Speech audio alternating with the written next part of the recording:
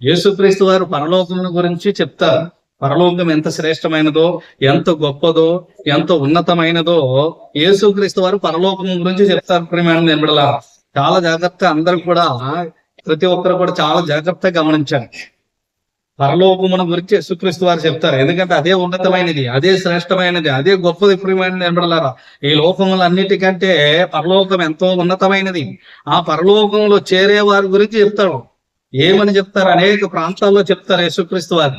అనేక యొక్క పట్టణాలకు వెళ్ళి, అనేక గ్రామాలకి వెళ్ళి యేసుక్రీస్తు వారు పరలోకం గురించి చెప్తారు. ప్రియమైన నిలబడారా, పరలోకమును గురించి చెప్తూ ఆయన ఒకసారి ఉదాహరణ చెప్తారు. ఒక ఉదాహరణ, ఎందుకంటే యేసుక్రీస్తు వారు ఎక్కువ ఉదాహరణలు చెప్తూ ఉండేవారు. ఉదాహరణగా మత్తయి సువార్త 13వ అధ్యాయము 34వ వచనం చదవం.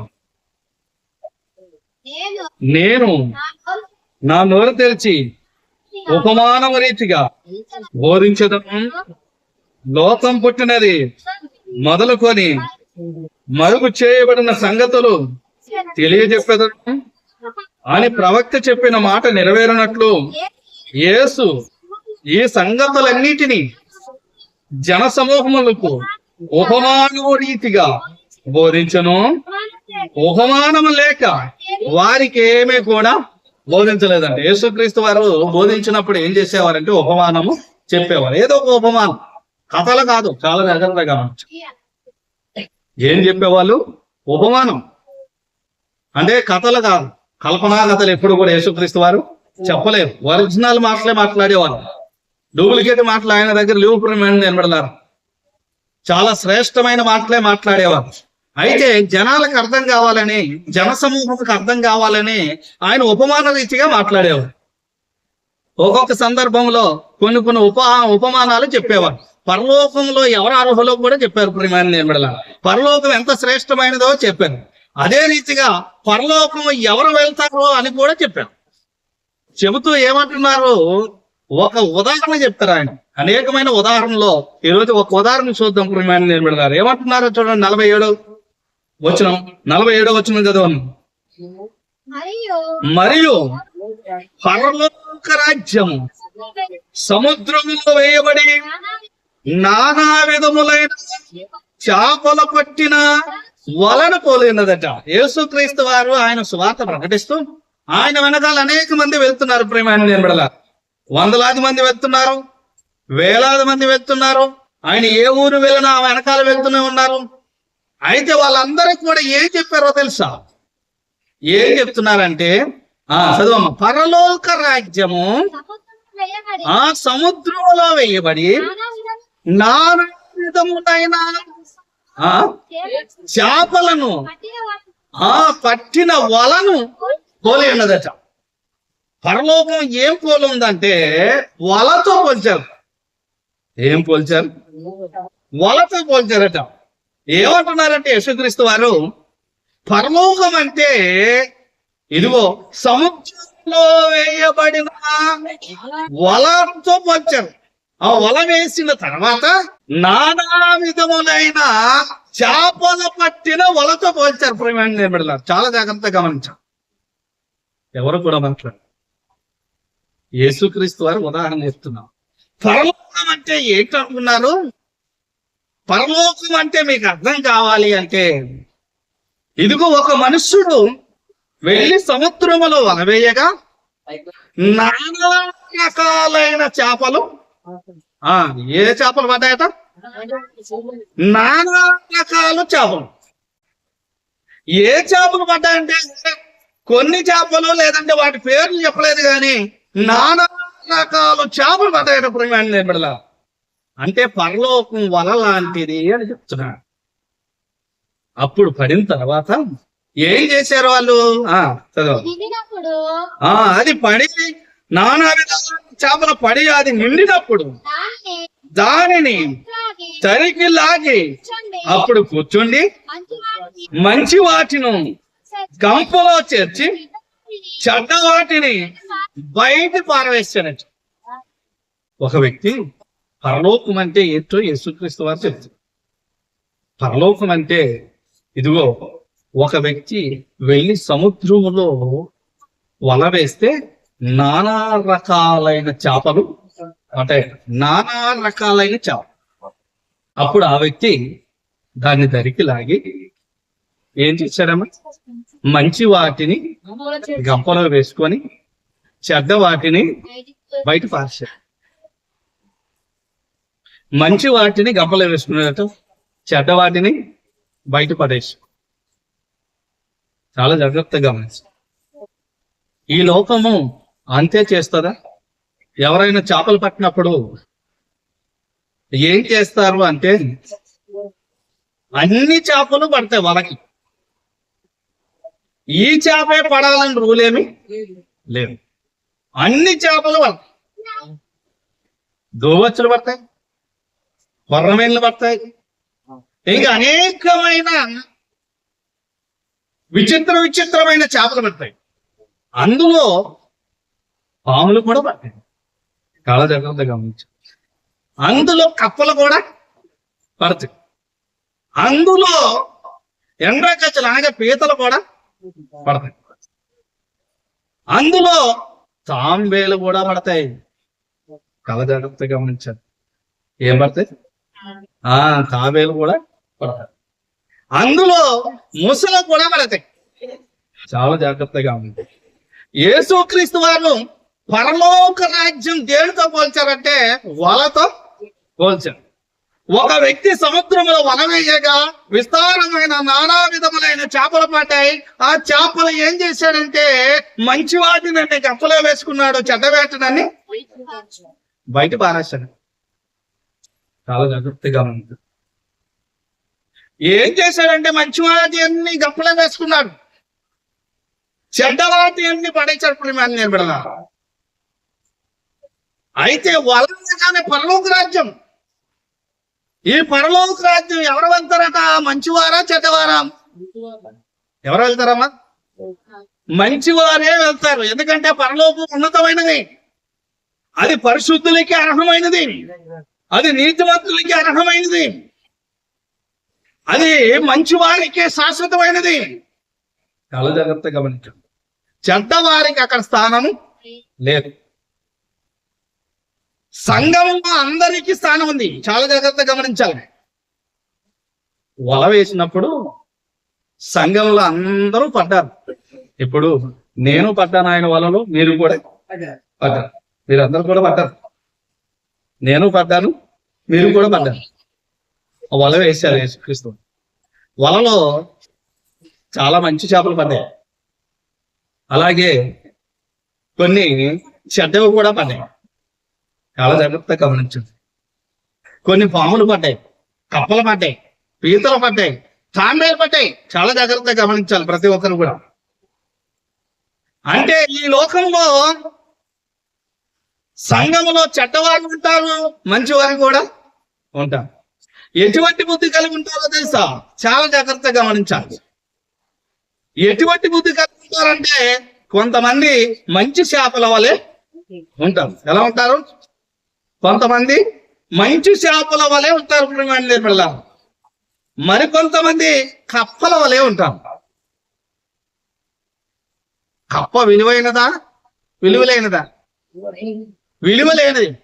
నీకు చేప కప్ప దొరికితే ఏం చేస్తావు? కప్పను వదిలేస్తావా, చేపను వదిలేస్తావా? కప్పను విడిచిపెట్టేస్తావు. చేపే ముఖ్యం అన్నమాట. చాలా జాగ్రత్తగా. అయితే కప్ప సంఘంలో చేప కూడా ఉంది. చాలా జాగ్రత్తగా గమనించండి. యేసయ్య వలలో చేప పడింది, కప్ప కూడా పడింది. ఏం చేస్తుంది సంఘంలో? ఈ చేప ఏం చేస్తుందో తెలుసా? మంచి చేప మంచిగా ప్రార్థనలు చేసుకుంటుంది, మంచిగా దేవుని వాక్యం వింటుంది. చాలా జాగ్రత్తగా గమనించండి. మంచిగా ప్రార్థన చేసుకుంటుంది, దేవుని వాక్యం వింటుంది, తన కుటుంబాన్ని ఏదో తను పోషించుకొని ప్రతి ఆదివారం దేవుని సన్నిధిలో వెళ్తుంది. అయితే కప్ప ఏం చేస్తుందో తెలుసా? ఇది కూడా పోతుంది. ఇక్కడ గమనించాలి అందరూ. అయితే కప్పకున్న అలవాటు ఏంటంటే తాను గొప్పలు ఎక్కువ చెప్పుకోవడం అలవాటు. గొప్పలు ఎక్కువ చెప్తుంది. చాలా జాగ్రత్తగా గమనించాలి. సంఘంలో ఉంది కానీ ఏం చెప్తుంది? గొప్పలు ఎక్కువ చెప్తుంది. ఎందుకంటే అది ఏం చేస్తుంది? గట్టిగా అరిస్తుంది. నేను ఏం చేస్తుంది? గట్టిగా అరుస్తుంది. దానికి ప్రార్థన ఉండదు, ఏముండదు, కానీ అరుపు మాత్రం చాలా ఎక్కువ అరటమే అంతే, దానికి విలువ ఉండదు. పరలోకంలోనైనా విలువ లేదు, వలలోనైనా విలువ లేదు. అలాగే పాము కూడా పడ్డది నేర్పడాలా. పాము ఏం చేస్తుందో తెలుసా? పక్క వాటిని పొడిసి తినేస్తుంది. తాను వస్తుంది కానీ, దేవుని సన్నిధికి వస్తుంది కానీ తనలో ఏమి నింపుకున్నదో తెలుసా? ఏమి నింపుకున్నది? పాములో విషము నింపుకున్నది. చాలా జాగ్రత్తగా గమనించాలి. ఏమి నింపుకున్నది? విషము నింపుకున్నది. మరి ఇది కూడా ఆ చేపలు పట్టినాడు ఉంచుతాడా? పాము ఉంచుతాడా? ఉంచడు. ఎందుకంటే అది విషము నింపుకున్నది. ఇతరులు చెడగొట్టాలనే ఆలోచన తప్ప ఇతరుల్ని బాగు చేయాలనే ఆలోచన దానికి లేదు. ఇకపోతే చాలా జాగ్రత్తగా గమనించాడు.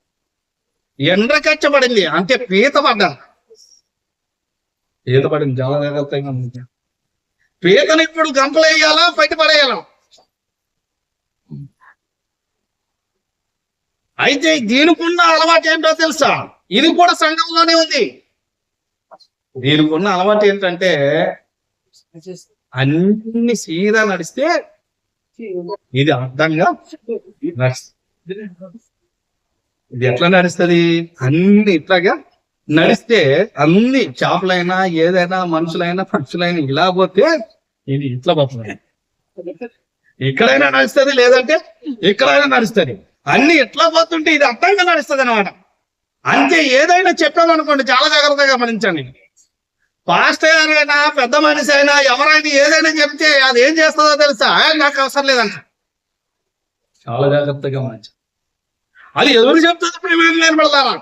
చెప్పేది కాకుండా అందరు నడిచినట్లు కాకుండా అడ్డంగా నడుస్తుంది అన్నమాట. ఇటువంటి విశ్వాసాలు కూడా ఉన్నారు. అయితే ఆ వలలో ఇది కూడా పడింది. ఏం చేశాడు మరి? ఆ వలలో పడినప్పుడు ఏం చేశాడు? పక్కన పారవేశాడు. ఎందుకంటే ఇది కూడా పనికిరాదు. చాలా జాగ్రత్తగా గమనించండి. ఇది కూడా పనికిరాదు. ఇప్పుడు నిలబడాలా. నెక్స్ట్ ఏం పడిందో తెలుసా? తాంబేలు పడింది. ఏం పడింది? తాంబేలు. ఇది దీనికి కూడా దేవుడు అంటే ఆసక్తే, భయం భక్తి ఉన్నా ఇది ఏం చేస్తుందో తెలుసా? చాలా జాగ్రత్తగా గమనించండి. మందిరం అనగానే, ఆదివారం పూట మందిరం అనగానే ఎంత స్లో నడుచుకొని వస్తుందంటే అంత స్లో నడుచుకుని. ఎవరమ్మా ఇక్కడ గమనించాలి. తాంబేలు విశ్వాసులు ఉన్నారు. ఏమైందంటే ఒకసారి చాలా జాగ్రత్తగా గమనించాం.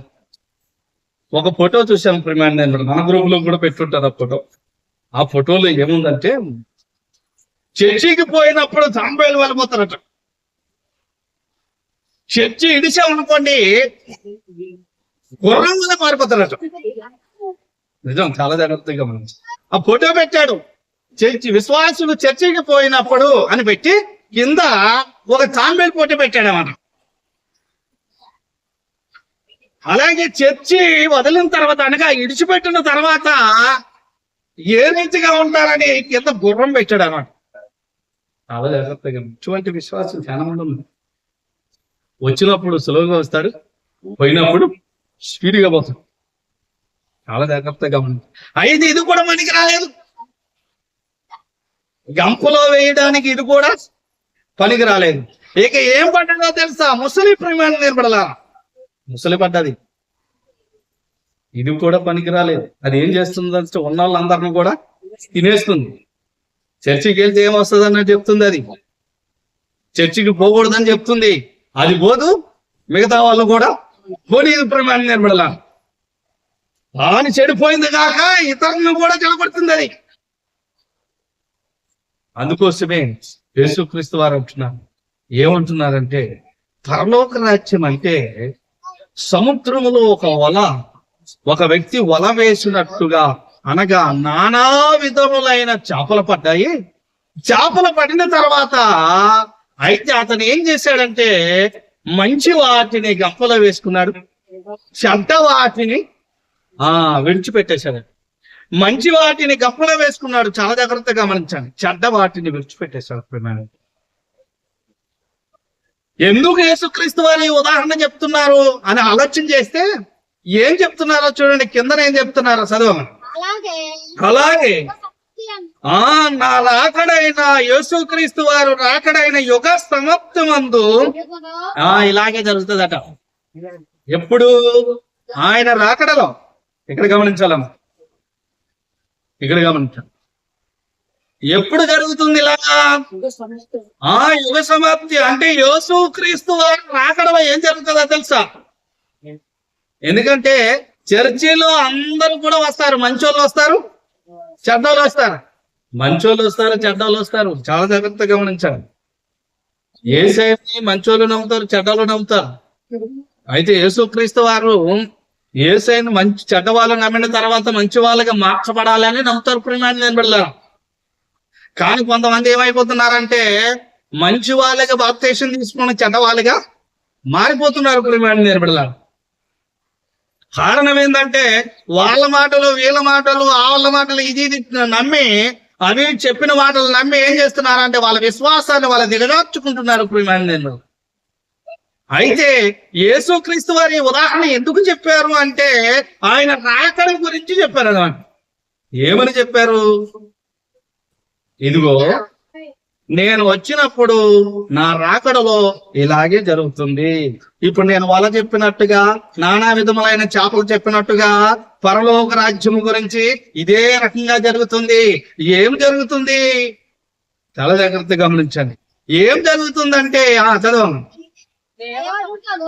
దేవదూతలు వచ్చి నీతిమంతుల నుండి నీతిమంతులలో నుండి దుష్టులను సమర్థిస్తాడట. చాలా జాగ్రత్తగా గమనించాలి.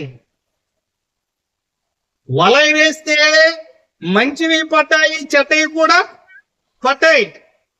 పాములు పట్టాయి, వదిలేశాడు, వద్దనుకున్నాడు. కప్పలు పట్టాయి, వద్దనుకున్నాడు. చాలా జాగ్రత్తగా గమనించాలి. ఎందుకంటే ఆయన కావలసినవి మంచి చేపలు. ఏ చేపలు? మంచి చేప, ఫ్రెష్ చేప కావాలి. రెండో యొక్క రాకడలో ఏం జరుగుతుందట? నీతిమంతులలో నుండి దుష్టులను ఏర్పరిచేస్తాడట. దుష్టులని చాలా జాగ్రత్తగా గమనించాలి.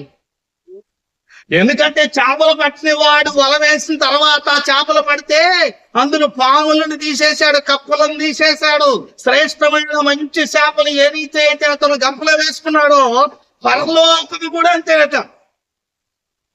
ఏం చేశాడంటే పరలోకం కూడా అంతే. ప్రియమైన ఏర్పడాల నీతిమంతులలో నుండి దుష్టులను ఏర్పరిచేస్తారట. నీతిమంతులలో, ఎందుకంటే మందిరంలో అందరూ ఉన్నారు, చెడ్డవారు ఉన్నారు, మంచివారు ఉన్నారు.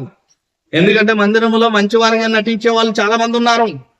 చాలా జాగ్రత్తగా గమనించాలి. మంచివారిగా నటించే వాళ్ళు చాలా మంది ఉన్నారు. ప్రియమైన నేను వెళ్ళాలా? అయితే వాళ్ళ స్వభావం ఎప్పుడు తెలుస్తుంది అంటే వాళ్ళు చేసే పనులను బట్టి తెలుస్తుంది. పాపం చేశారని కూడా వాళ్ళు అప్పుడు అర్థమవుతుంది. ప్రియమైన నేను వెళ్ళారా? వీళ్ళ యొక్క స్వభావం ఇటువంటిది. చాలా జాగ్రత్తగా గమనించాలి. అందుకోసమే ఏమంటున్నాడంటే ఇదిగో ఆయన యొక్క రాకడలో నీతిమంతుల్లో నుండి దుష్టులను వేరుపరిచేస్తాడంట. సంఘములో నుండి చాలా జాగ్రత్తగా గమనించాలి. ఎవరిని వేరుపరుస్తాడు? దుష్టులను. ప్రియమైన నేను పెడతాను. ఎవరైనా ఉన్నారేమో ఈ రోజు నువ్వు సరి చేసుకోవాలి. దుష్టులు అనగానే అంటే సాతాను యొక్క సంబంధులు. సాతాను సంబంధాలు అంటే పాపం చేసేవాళ్ళు. ప్రియమైన నేను పెడతాను. కోపం, ద్వేషం, కక్ష, వ్యభిచారం, తాగడం, భయంకరంగా మాట్లాడటం, తిరుగుబోతుగా ఉండడం. చాలా జాగ్రత్తగా గమనించాను. ఇవేమైనా ఉన్నాయేమో ఒకసారి నిన్ను నువ్వు పరీక్ష చేసుకో. ఏమంటున్నాడంటే ఆయన రెండో రాకడలో ఏం వేరుపరుస్తాడంట? నీతిమంతుల్లో నుండి. నువ్వు సంఘంలో చెల్లొచ్చు, సంఘంలో చెల్లిపోతావు. నువ్వు మంచోడు అవ్వచ్చు, చెడవచ్చు. నువ్వు మంచి వ్యక్తి, మంచి స్త్రీ అవ్వచ్చు, చెడు స్త్రీ అవ్వచ్చు. మంచి పురుషుడు అవ్వచ్చు, మంచి చెడు పురుషుడు అవ్వచ్చు. ఎవరైనా ఎక్కడ చెల్లిపోతారో తెలుసా? సంఘంలో చెల్లిపోతారు. ప్రియమైన చాలా జాగ్రత్తగా గమనించండి. సంఘంలో చెల్లుతావు. నువ్వు ఎక్కడ చెల్లాలో తెలుసా? ఎక్కడ చెల్లాలమ్మా? దేవుడు దగ్గర చెల్లాలి.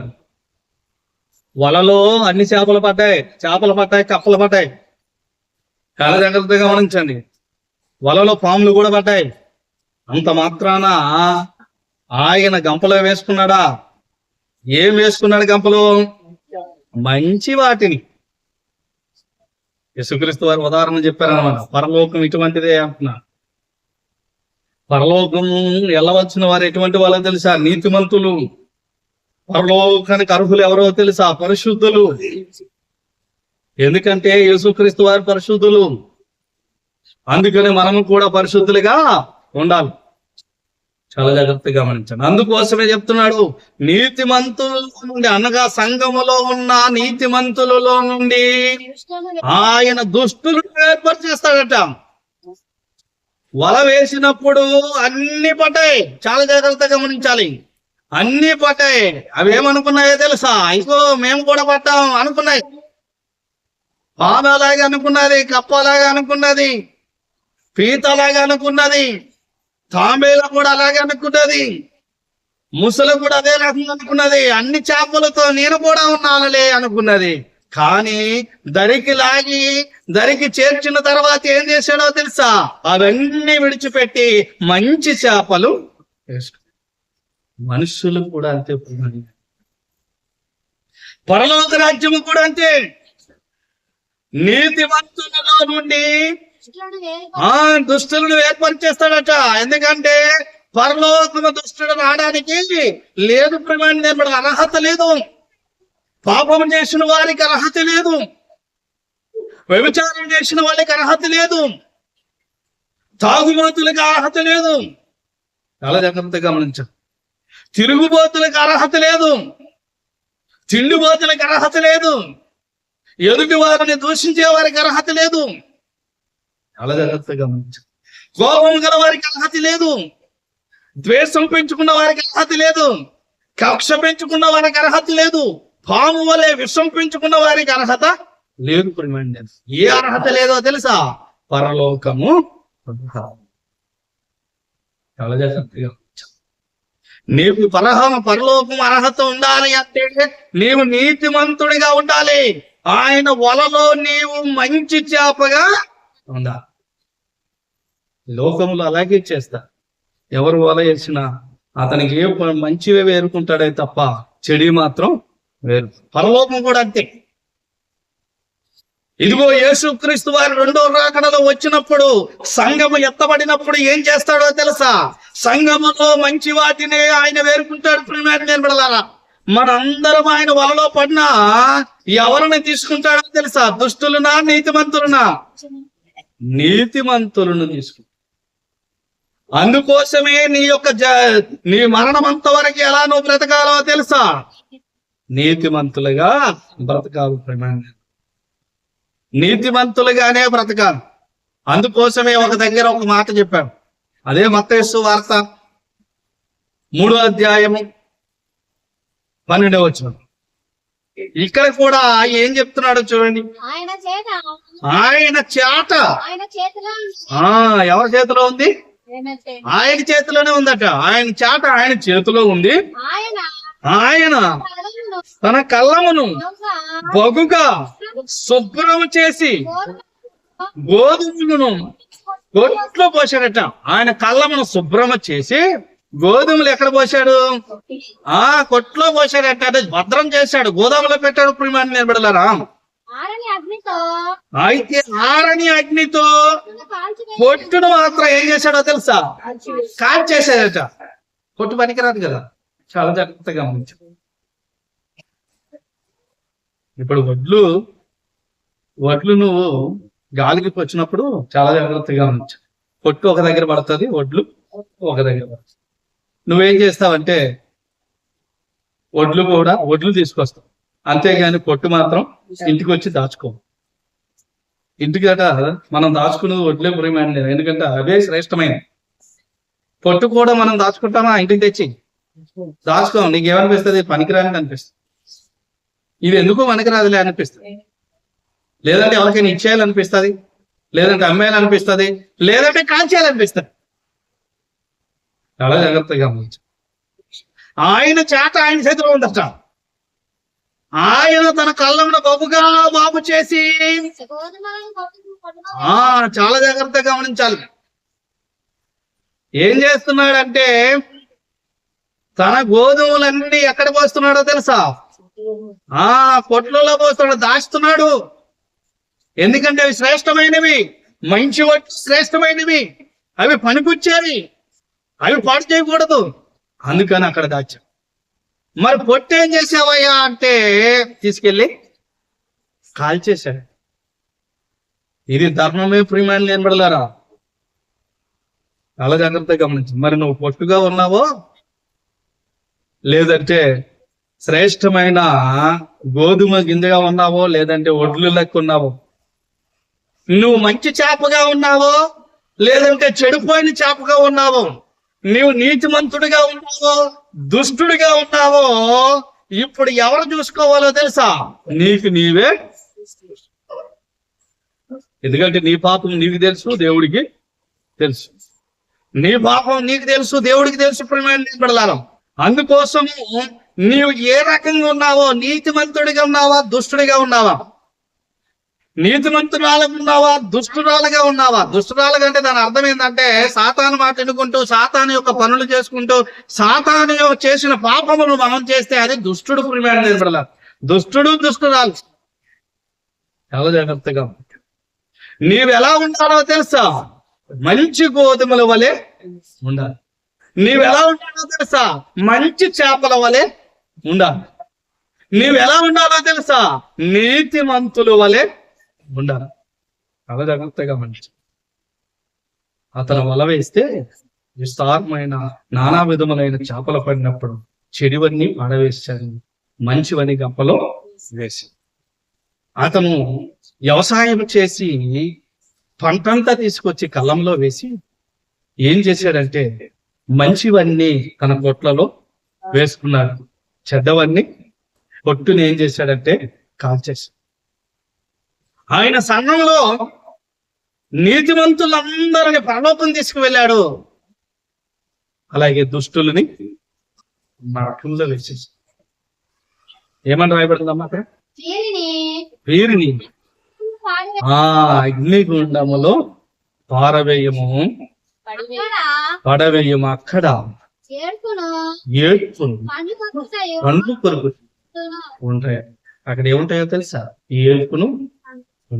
చాలా జాగ్రత్తగా ఎంత భయంకరమైనది నరకం చూడండి ప్రేమాన్ని. ఎందుకంటే నరకం ఎంత డేంజర్ చూడండి.